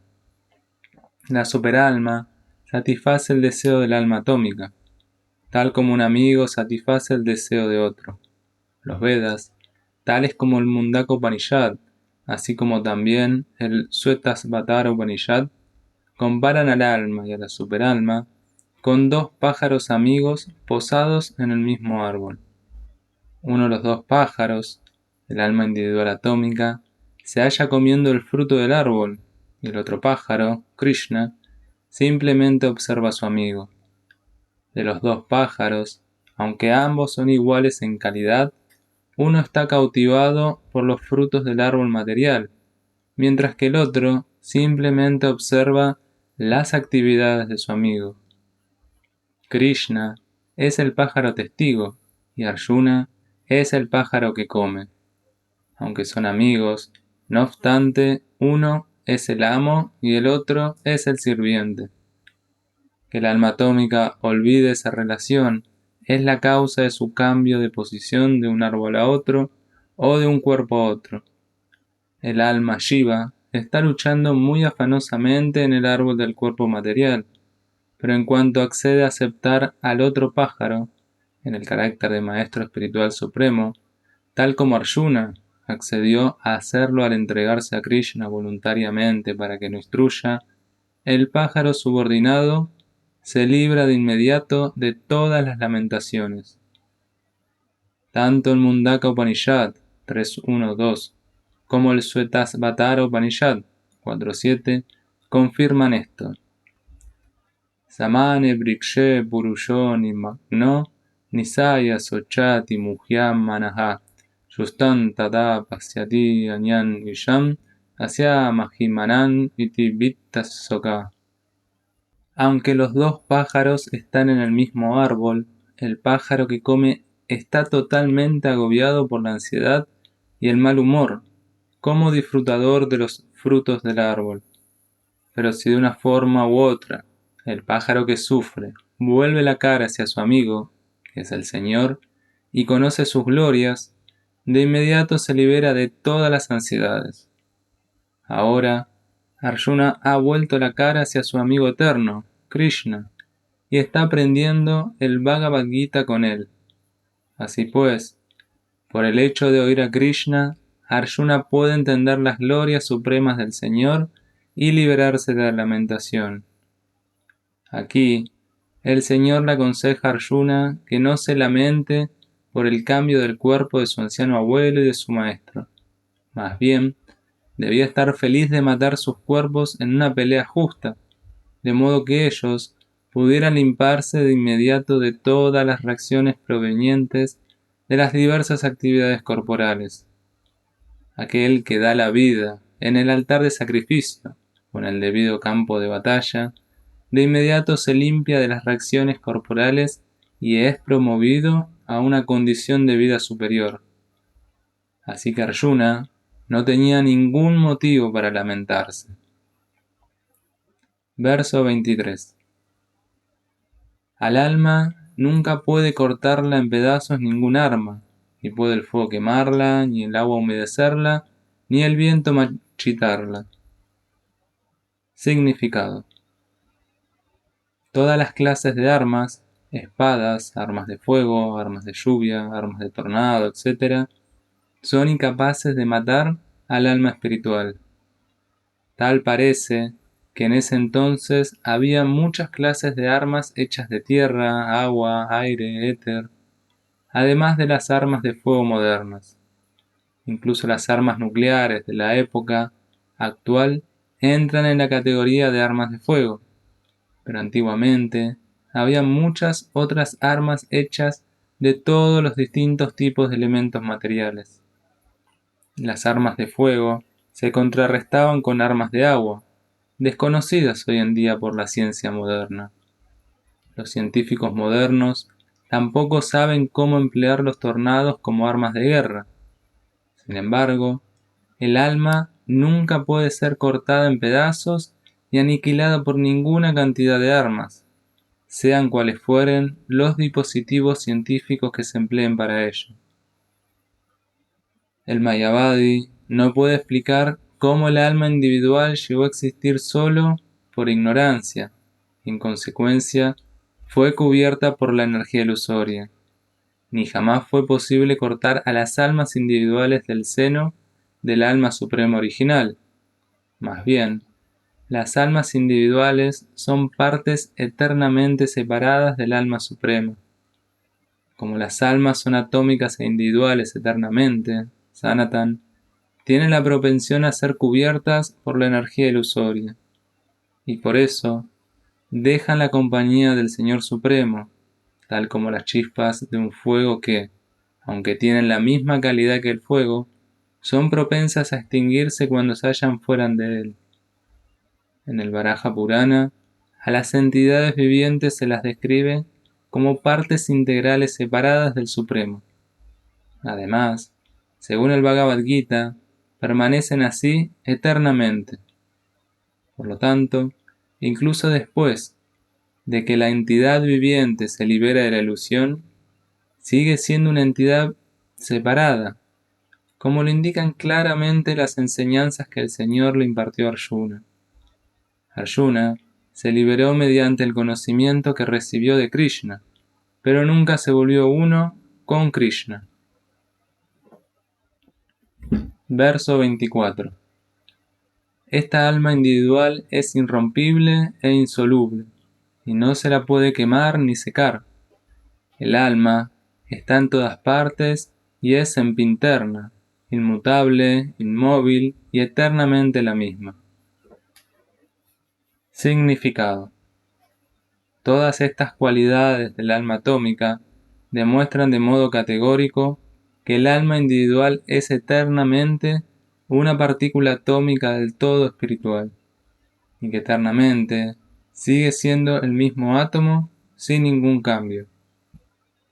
La teoría del monismo es muy difícil de aplicar en este caso, porque jamás se espera que el alma individual se vuelva con el todo una sola cosa homogénea. Después de liberarse de la contaminación material, puede que el alma atómica prefiera permanecer como una chispa espiritual de los refulgentes rayos de la Suprema Personalidad de Dios. Pero las almas inteligentes entran en los planetas espirituales para asociarse con la personalidad de Dios. La palabra Sarvagata, omnipresente, es significativa, porque no hay ninguna duda de que las entidades vivientes se encuentran por todas partes de la creación de Dios. Ellas viven en la tierra, en el agua, en el aire, dentro de la tierra e incluso dentro del fuego. La creencia de que el fuego las aniquila no es admisible, porque aquí se afirma claramente que el fuego no puede quemar al alma. Por consiguiente, no hay duda alguna de que también en el planeta Sol hay entidades vivientes con cuerpos adecuados para vivir allí. Si el globo solar está deshabitado, entonces la palabra Sarvagata, viviendo en todas partes, carecería de sentido. Verso 25. Se dice que el alma es invisible, inconcebible e inmutable. Sabiendo esto, no debes afligirte por el cuerpo. Significado. Como se dijo anteriormente, la magnitud del alma es tan pequeña para nuestros cálculos materiales que no se la puede ver ni siquiera con el microscopio más potente que existe. Por lo tanto, es invisible. En lo que respecta a la existencia del alma, nadie puede establecerla de un modo experimental, más allá de la prueba que da el Sruti o la sabiduría védica. Tenemos que aceptar esta verdad, porque no hay ninguna otra fuente que sirva para entender la existencia del alma, si bien dicha existencia es un hecho para la percepción. Hay muchas cosas que se tienen que aceptar exclusivamente en base a una autoridad superior. Nadie puede negar la existencia de su padre, pues ésta la señala a la madre, que en este caso es la autoridad. Con excepción de la autoridad de la madre, no existe ninguna otra manera de llegar a conocer la identidad del padre. Asimismo, no hay ninguna otra fuente para llegar a entender el alma aparte del estudio de los Vedas. En otras palabras, el alma es inconcebible a través del conocimiento experimental humano. El alma es conciencia y es consciente. Eso también lo declaran los Vedas, y tenemos que aceptarlo. A diferencia de los cambios que ocurren en el cuerpo, en el alma no hay ningún cambio. Siendo inmutable eternamente, el alma permanece como un ente atómico en comparación con la infinita alma suprema. El alma suprema es infinita y el alma atómica es infinitesimal. En consecuencia, el alma infinitesimal, siendo inmutable, nunca puede volverse igual al alma infinita, es decir, a la suprema personalidad de Dios. Este concepto se repite en los Vedas de diferentes maneras, tan solo para confirmar la estabilidad de la concepción del alma. La repetición de algo es necesaria para que uno entienda el asunto perfectamente, sin ningún error.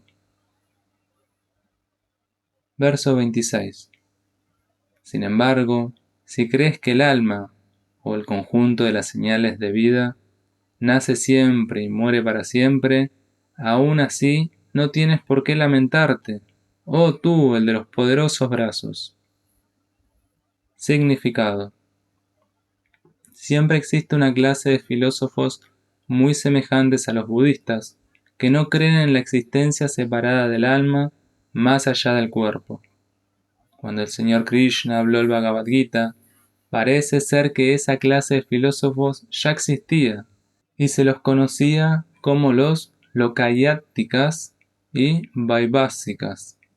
Estos filósofos sostenían que las señales de vida aparecen cuando las combinaciones materiales alcanzan cierta condición de madurez.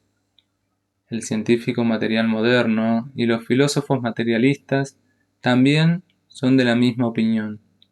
Según ellos, el cuerpo es una combinación de elementos físicos y en determinada etapa, las señales de vida se desarrollan por la interacción de los elementos químicos y físicos. La ciencia de la antropología se basa en esta filosofía. En la actualidad, muchas pseudo-religiones, que ahora se están poniendo de moda en América, también se adhieren a esta filosofía, así como también a las sectas budistas, nihilistas y no devocionales. Incluso si Arjuna no creía en la existencia del alma, como se indica en la filosofía vaibhásica, aún así no había causa alguna de lamentación. Nadie lamenta la pérdida de una cierta masa de sustancias químicas y por ello deja de desempeñar su deber prescripto. Por otra parte, en la ciencia moderna y en la guerra científica se desperdician muchas toneladas de sustancias químicas para vencer al enemigo. De acuerdo con la filosofía vaibhásica, la supuesta alma o atma desaparece con el deterioro del cuerpo. De modo que, sea cual fuera el caso, ya sea que Arjuna aceptara la conclusión védica de que existe un alma atómica, o que no creyera en la existencia del alma, no tenía por qué lamentarse. Según esta teoría, puesto que hay muchísimas entidades vivientes que se generan de la materia a cada momento, y muchísimas de ellas que son aniquiladas a cada momento, no hay por qué afligirse por semejante incidente. Si el alma no iba a volver a nacer, no había motivo de que Arjuna temiera ser afectado por reacciones pecaminosas a causa de matar a su abuelo y a su maestro.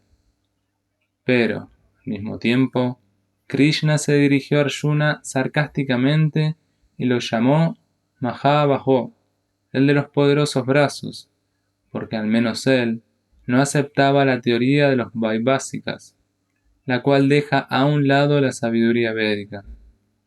Arjuna, como kshatriya que era, pertenecía a la cultura védica y le correspondía seguir los principios de ella. Verso 27. Aquel que ha nacido es seguro que va a morir, y después de morir, es seguro que uno volverá a nacer. Por consiguiente, en el ineludible desempeño de tu deber, no debes lamentarte. Significado. Uno tiene que nacer de acuerdo con las actividades que ha realizado en la vida, y después de terminar un periodo de actividades, se tiene que morir para volver a nacer y comenzar el siguiente periodo. De ese modo, gira el ciclo del nacimiento y la muerte, fase tras fase, sin liberación. Este ciclo del nacimiento y la muerte lo respalda, sin embargo, el asesinato, la matanza de animales y la guerra innecesaria. Pero al mismo tiempo, la violencia y la guerra son factores inevitables en la sociedad humana para mantener la ley y el orden. La batalla de Kurukshetra, que ocurriría por la voluntad del Supremo, era un evento inevitable, y es deber de un kshatriya pelear por la causa justa. ¿Por qué había éste de sentir temor o acongojarse ante la muerte de sus parientes, si estaba cumpliendo con su deber legítimo? Él no merecía tener que romper la ley, y con ello quedar sometido a las reacciones de los actos pecaminosos, a lo que tanto les temía. Por el hecho de eludir el cumplimiento de su deber genuino, no sería capaz de impedir la muerte de sus parientes y se vería degradado por haber seleccionado un modo de actuar equivocado. Verso 28. Todos los seres creados son no manifiestos en el comienzo, manifiestos en el interín y de nuevo no manifiestos cuando son aniquilados. Entonces, ¿qué necesidad hay de lamentarse? Significado. Aceptando que hay dos clases de filósofos, unos que creen en la existencia del alma y otros que no creen en ella, en ninguno de los dos casos hay motivo de lamentación. A los que no creen en la existencia del alma, los seguidores de la sabiduría védica, los llaman ateos. Sin embargo, si por el solo hecho de argumentar aceptamos la teoría atea, aún así no hay motivo de lamentación.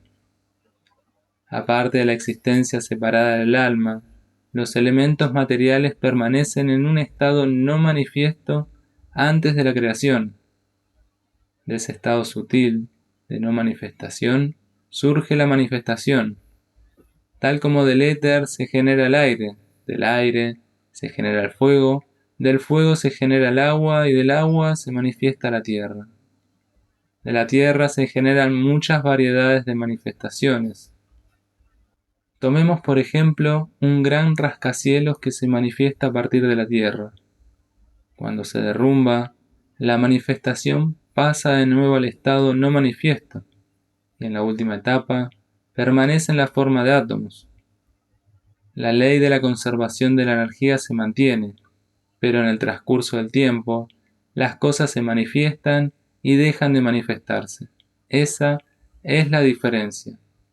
Entonces, ¿qué razón hay para lamentarse, ya sea en la etapa de manifestación o en la de no manifestación? De una forma u otra, incluso en la etapa no manifestada, las cosas no se pierden.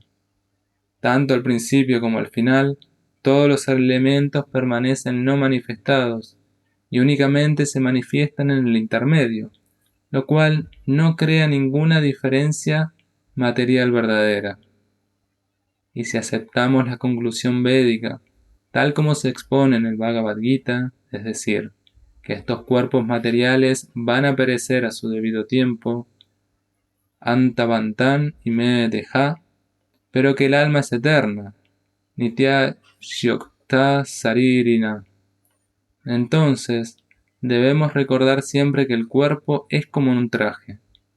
Así que, ¿por qué lamentarse por el cambio de un traje? El cuerpo material no tiene existencia real en relación con el alma eterna. Es algo así como un sueño. En un sueño puede que uno crea que está volando por el cielo o que es un rey y que está sentado en una cuadriga, pero cuando se despierta puede ver que ni está en el cielo ni está sentado en la cuadriga. La sabiduría védica fomenta el cultivo de la autorrealización en base a la no existencia del cuerpo material. Por consiguiente, ya sea que uno crea en la existencia del alma o no crea en ella, en cualquiera de los dos casos no hay razón para lamentarse por la pérdida del cuerpo. Verso 29. Algunos consideran que el alma es asombrosa, otros la describen como asombrosa y otros más oyen hablar de ella como algo asombroso, mientras que hay otros que, incluso después de oír hablar de ella, no logran comprenderla en absoluto. Significado. Como el Gita Upanishad está basado en gran parte en los principios de los Upanishad, no es sorprendente también encontrar este pasaje en el Katha Upanishad.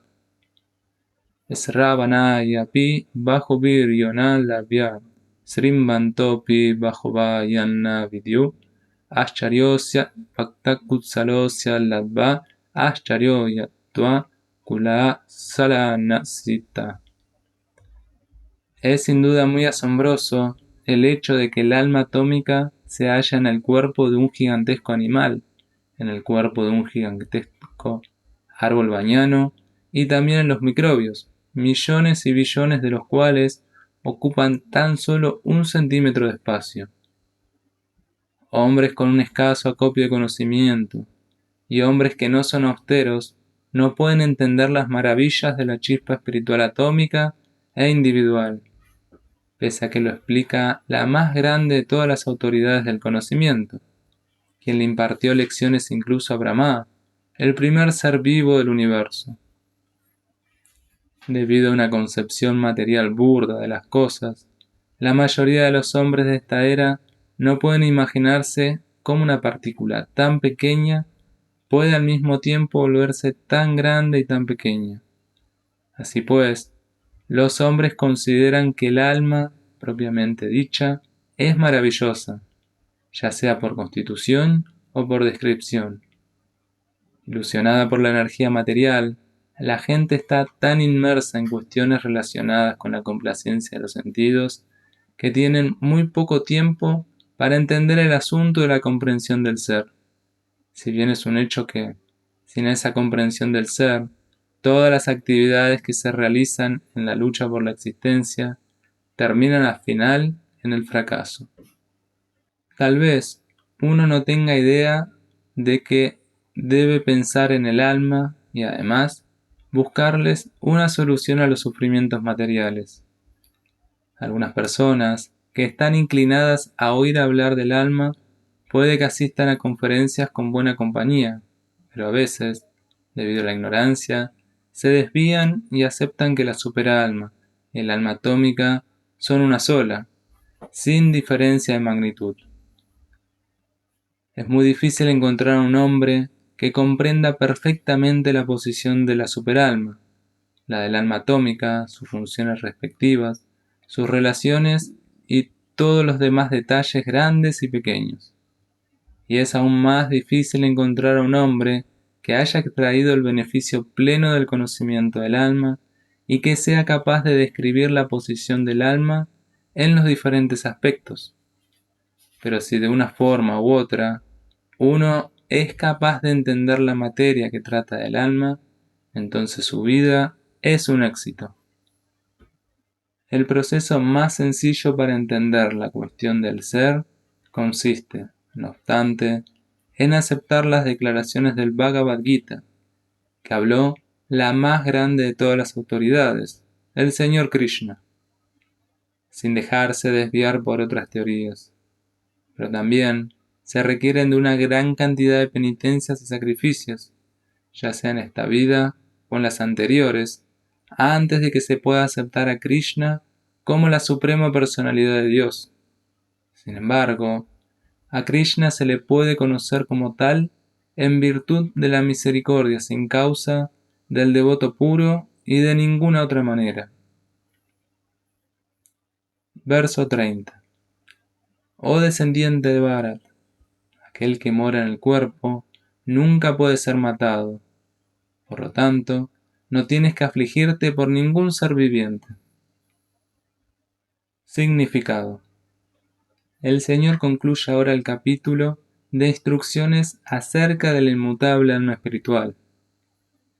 Al describir a la inmortal alma de diversas maneras, el Señor Krishna establece que el alma es inmortal y que el cuerpo es temporal. Por consiguiente, Arjuna, como kshatriya que era, no debía abandonar su deber por el temor de que su abuelo y su maestro, Bhishma y Drona, fueran a morir en la batalla. En base a la autoridad de Sri Krishna, uno tiene que creer que existe un alma que es diferente del cuerpo material, y no que no hay tal cosa como alma, o que las señales de la vida se desarrollan en una determinada etapa de madurez material producto de la interacción de unas sustancias químicas. Que el alma sea inmortal no significa que se fomente la violencia, pero en tiempos de guerra, cuando hay verdadera necesidad de ella, no se la condena. Esa necesidad debe justificarse en función de la sanción del Señor y no de un modo caprichoso. Verso 31. Considerando tu deber específico como kshatriya, debes saber que no hay mejor ocupación para ti que la de pelear en base a los principios religiosos. Así que no tienes por qué titubear. Significado. De las 4 órdenes para la administración social, la segunda orden, la cual tiene a su cargo la buena administración, se llama kshatriya. Kshat significa herir. A aquel que protege de los daños se le da el nombre de kshatriya. Tráyate significa proteger. Los kshatriyas van al bosque a aprender a matar. El kshatriya solía internarse en el bosque, desafiar a un tigre frente a frente y pelear con él haciendo uso de su espada. Una vez que se mataba al tigre, se le ofrecía la orden real de la cremación. Aún hoy en día, los reyes kshatriyas del estado de Jaipur siguen este sistema. A los kshatriyas se les enseña sobre todo a desafiar y matar, porque a veces la violencia religiosa es un factor necesario. Así pues, jamás se espera que los kshatriyas adopten directamente la orden de sañás o de renuncia. La no violencia en la política puede que sea una medida diplomática, pero nunca es un factor o principio propio de ella. En los códigos religiosos se afirma: un kshatriya o rey es merecedor de ir a los planetas celestiales después de la muerte, por el hecho de pelear en el campo de batalla con otro rey envidioso de él, del mismo modo en que los brahmanas también van a los planetas celestiales por el hecho de sacrificar animales en el fuego de sacrificio. De modo que matar en la batalla conforme a los principios religiosos y la matanza de animales en el fuego de sacrificio no se consideran en absoluto actos de violencia, pues todo el mundo se beneficia en virtud de los principios religiosos involucrados en ellos. El animal sacrificado obtiene una vida humana inmediatamente, sin tener que pasar por el proceso evolutivo gradual que lleva, de una forma física a otra. Los kshatriyas que mueren en el campo de batalla van a los planetas celestiales al igual que los brahmanas, que van a ellos como resultado de ofrecer sacrificios. Hay 2 clases de swadharmas o deberes específicos. Mientras uno no esté liberado, tiene que realizar los deberes de su cuerpo, en particular, conforme a los principios religiosos, a fin de lograr la liberación. Cuando uno se libera, su swadharma o deber específico se vuelve espiritual y no se halla en el plano del concepto corporal material. En el plano de la concepción corporal de la vida, hay deberes específicos para los brahmanas y kshatriyas respectivamente, y dichos deberes son ineludibles. El Swadharma lo decreta el Señor, y ello se explicará en el capítulo 4. En el plano corporal, el Swadharma se denomina Varnasrandharma, o el vehículo que lleva al hombre a la comprensión espiritual. La civilización humana comienza a partir de la etapa del Varnasrandharma, o los deberes específicos en función de las modalidades específicas de la naturaleza del cuerpo que se ha obtenido. El desempeño del deber específico en cualquier terreno de la actividad, siguiendo las órdenes de las autoridades superiores, sirve para elevarlo a uno a un nivel de vida superior. Verso 32. Oh Partha, dichosos los yatrias a quienes se les presentan semejantes oportunidades de pelear sin buscarlas, abriéndoles las puertas de los planetas celestiales. Significado. El Señor Krishna, en su carácter de Supremo Maestro del mundo, condena la actitud de Arjuna, quien dijo: no encuentro bien alguno en esta pelea. Ella será motivo de una permanencia perpetua en el infierno. Esa clase de afirmaciones que Arjuna hizo se debían únicamente a la ignorancia. Él quería volverse no violento en el desempeño de su deber específico. Para un kshatriya, estar en el campo de batalla y volverse no violento es filosofía de tontos. En el Parasara Smriti, o los códigos religiosos que hizo Parasara, el gran sabio y padre de Vyasadeva, se declara: Kshatriyo hi prasya raksham shastra pani pradandayam nrishitya parasaini adi shitim dharmena palayet. El deber del kshatriya consiste en proteger a los ciudadanos de toda clase de dificultades, y por esa razón, él tiene que emplear la violencia en casos que lo requieran, para mantener la ley y el orden. Por consiguiente, él tiene que conquistar a los soldados de los reyes enemigos y de esa manera gobernar el mundo con principios religiosos. Considerando todos los aspectos, Arjuna no tenía razón para abstenerse de pelear.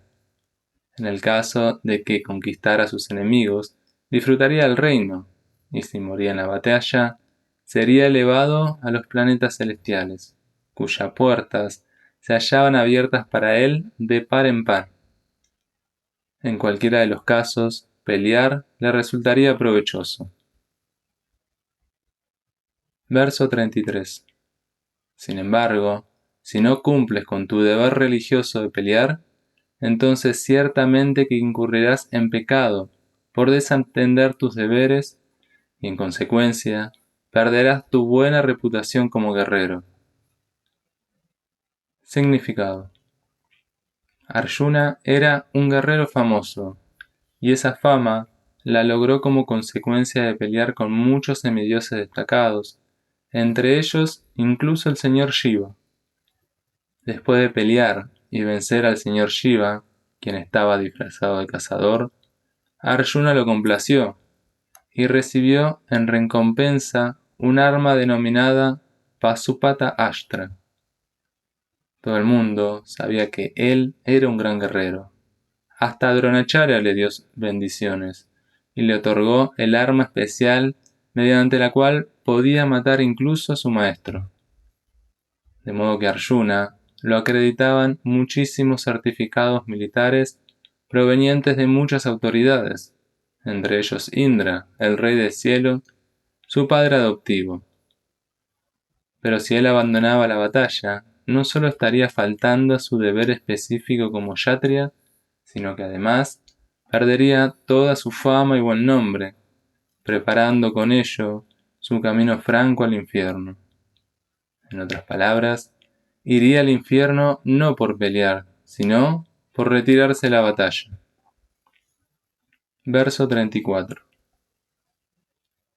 La gente siempre hablará de tu infamia, y para una persona respetable, la deshonra es peor que la muerte. Significado. El señor Krishna, tanto en su carácter de amigo de Arjuna como de filósofo, da su juicio final en relación con la renuencia de Arjuna a pelear. El señor dice: Arjuna, si abandonas el campo de batalla antes de que ésta siquiera comience, la gente te tildará de cobarde. Y si crees que la gente va a hablar mal de ti, pero que salvarás la vida con huir del campo de batalla, entonces mi consejo es que harías mejor en morir en la lid.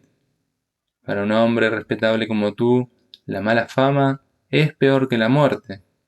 Así que no debes huir por temor a perder la vida. Es mejor que mueras en la batalla. Eso te salvará de la mala fama de haber abusado de mi amistad y te salvará también de perder tu prestigio en la sociedad. Luego, el juicio final del Señor era que Arjuna debía morir en la batalla antes que retirarse de ella.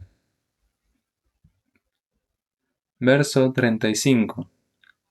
Los grandes generales que han tenido tu nombre y fama en alta estima pensarán que abandonaste el campo de batalla solo por temor, y así pues te considerarán insignificante. Significado. El señor Krishna continuó dándole su veredicto a Arjuna. No creas que los grandes generales, tales como Duryodhana, Karna y otros contemporáneos, van a pensar que has abandonado el campo de batalla movido por la compasión que te inspiran tu abuelo y tus hermanos. Ellos pensarán que te has ido por temor a perder la vida. En consecuencia, la alta estima que tienen por tu persona se irá al infierno. Verso 36. Tus enemigos se referirán a ti con muchas palabras ásperas y desdeñarán tu habilidad. ¿Qué podría ser más doloroso para ti? Significado.